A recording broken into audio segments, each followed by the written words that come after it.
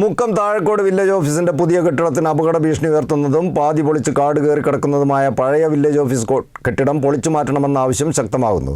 പഴയ കെട്ടിടം നിലനിന്ന സ്ഥലത്ത് പുതിയ കെട്ടിടം നിർമ്മിച്ച് കോഴിക്കോട് കളക്ടറേറ്റിൽ കെട്ടിക്കിടക്കുന്ന ഡിസാസ്റ്റർ മാനേജ്മെന്റിന്റെ ഉപകരണങ്ങൾ സൂക്ഷിക്കാൻ ഉപയോഗിക്കണമെന്നാണ് മുക്കം മണ്ഡലം കോൺഗ്രസ് കമ്മിറ്റിയുടെ ആവശ്യം.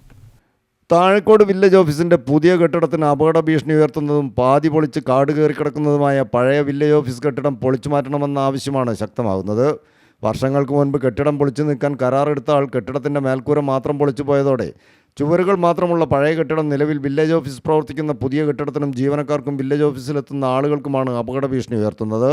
ആയതിനാൽ പഴയ കെട്ടിടം അടിയന്തരമായി പൊളിച്ചു മാറ്റി സ്ഥലത്ത് പുതിയ കെട്ടിടം നിർമ്മിച്ച് കോഴിക്കോട് കളക്ടറേറ്റിൽ കെട്ടിക്കിടക്കുന്ന ഡിസാസ്റ്റർ മാനേജ്മെൻറ്റിൻ്റെ ഉപകരണങ്ങൾ സൂക്ഷിക്കാൻ ഉപയോഗിക്കണമെന്നും മലയോര മേഖലയിൽ ദുരന്തമുണ്ടാകുമ്പോൾ മുക്കം, കുമാരനെല്ലൂർ, കക്കാട്, നീലേശ്വരം എന്നീ വില്ലേജുകൾക്ക് എത്തിച്ചേരാൻ കഴിയുന്ന സ്ഥലം കൂടിയാണ് താഴക്കോട് വില്ലേജ് ഓഫീസെന്നും മുക്കം മണ്ഡലം കോൺഗ്രസ് പ്രസിഡന്റ് നിഷാബ് മുല്ലോളി പറഞ്ഞു. ഇത് വർഷങ്ങൾക്ക് മുമ്പ് ഉണ്ടായ വില്ലേജ് ഓഫീസിന്റെ കെട്ടിടമാണ് കാണുന്നത്. ഇത് കഴിഞ്ഞ വർഷങ്ങൾക്ക് മുമ്പ് ഒരു കരാറുകാരൻ പകുതിയോളം പൊളിച്ചു മാറ്റി ഒരു അപകട ഭീഷണിയായിട്ട് ഈ ബിൽഡിംഗ് ഇവിടെ നിൽക്കുകയാണ്. ഈ പുതിയ ബിൽഡിങ്ങിന് വരെ ഇത് ഒരു അപകട ഭീഷണിയായി നിൽക്കുകയാണ്. മുക്കത്തിന്റെ മലയോര മേഖല ഒരുപാട് വില്ലേജ് ഓഫീസുകളിലേക്ക് എത്തിപ്പെടാൻ കഴിയുന്ന ഒരു സ്ഥലമാണ് ഇത്. ഈ മലയോര മേഖലയിലേക്ക് വേണ്ടിയുള്ള നമ്മളെ ഡിസാസ്റ്റർ മാനേജ്മെന്റ് ഉപകരണങ്ങൾ കാലിക്കറ്റ് കോഴിക്കോട് കളക്ടറേറ്റ് കെട്ടിക്കിടക്കാണ്.